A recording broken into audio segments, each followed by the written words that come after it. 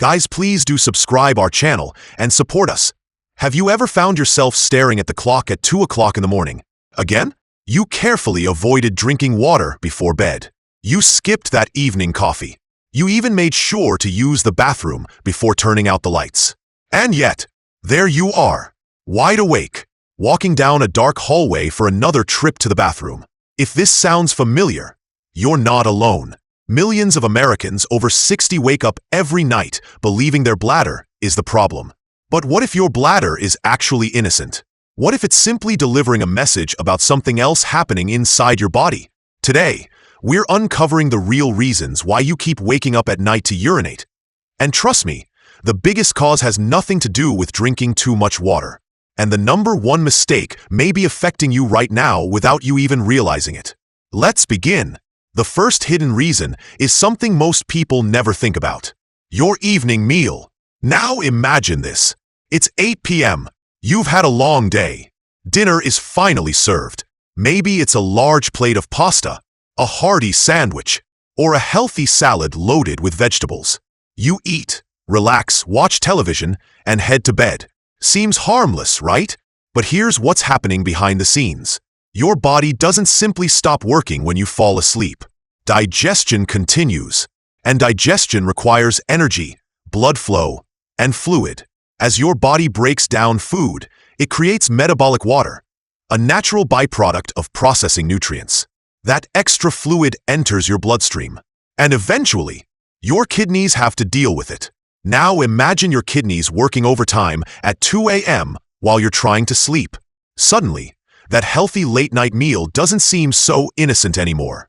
This doesn't mean dinner is bad. It simply means timing matters. Many sleep specialists recommend finishing your largest meal at least 3 hours before bedtime, giving your body time to digest before sleep begins. Now let's talk about another surprising culprit: temperature. Most people think the bedroom only affects comfort, but your room temperature may be quietly affecting your bladder all night long. Here's why. When your body gets cold, it enters protection mode. Blood vessels in your arms and legs tighten. More blood is pushed toward your core, and your kidneys interpret this shift as excess fluid. So what do? They create more urine. It's a process called cold-induced diuresis, and it's surprisingly common. Now imagine sleeping in a room that's slightly too cold. Not freezing, just a little cooler than ideal. Your body may be producing extra urine all night without you ever realizing it. At the same time, sleeping in a room that's too hot creates a different problem. Poor sleep quality, more tossing and turning, more awakenings, and greater awareness of every signal coming from your bladder. The ideal sleep environment isn't just comfortable. It's strategic, cool but not cold, comfortable but breathable. Now let's move to something many people overlook: the good enough bathroom visit. Be honest. How many times have you rushed through your bedtime routine? You brush your teeth, turn off the lights, use the bathroom quickly, and jump into bed. But here's the problem. Many adults never fully empty their bladder before sleep. Not intentionally, simply because they're distracted, rough, or already thinking about tomorrow. Now imagine starting the night with a bladder that's already partially full. You don't have much room before reaching that wake-up point. And suddenly, you're awake at 2 a.m.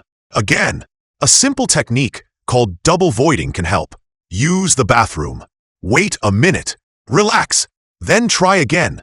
Many people are surprised by how much more urine leaves the bladder during that second attempt. It's simple, free, and for some people, life-changing. Now let's discuss one of the most overlooked causes of nighttime urination: gravity. Yes, gravity.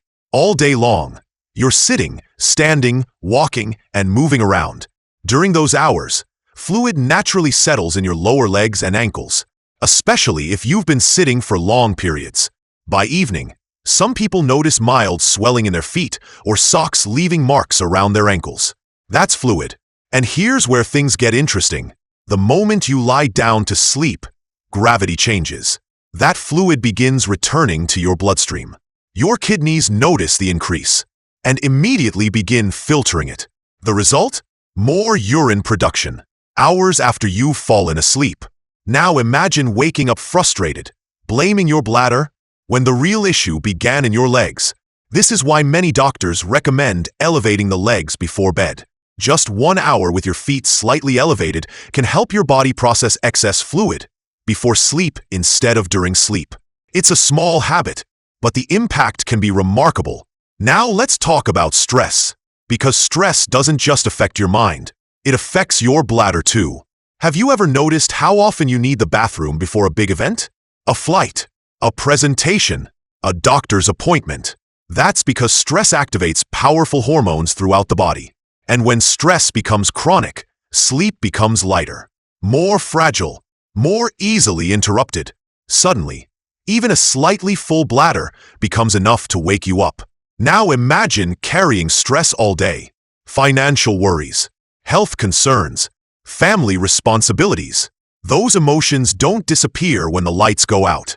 Your body brings them into bed with you, which is why relaxation matters so much.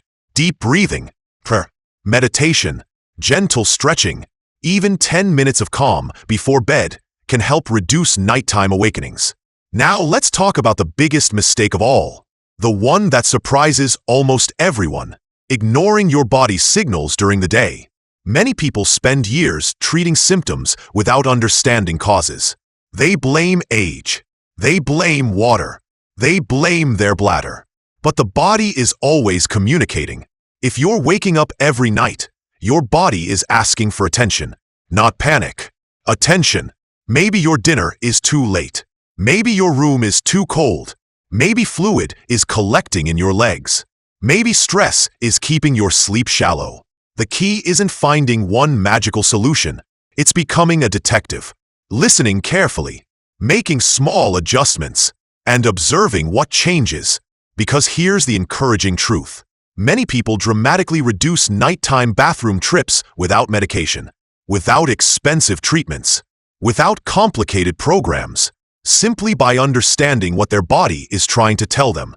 Now imagine going to bed tonight, sleeping peacefully. No clock watching, no hallway walks, no frustration, just deep, uninterrupted rest. Imagine waking up refreshed, clear-headed, energized, ready to enjoy the day ahead. That's not just a dream. For many people, it's possible, and it often starts with one small change. So tonight, before you blame the glass of water on your nightstand, take a closer look, because your bladder may not be the villain in this story. It may simply be the messenger. And once you understand the real message, everything can change. Tell me in the comments, what time do you usually wake up at night? And which of these hidden causes surprised you the most? Because your experience might help someone else finally get the sleep they've been missing.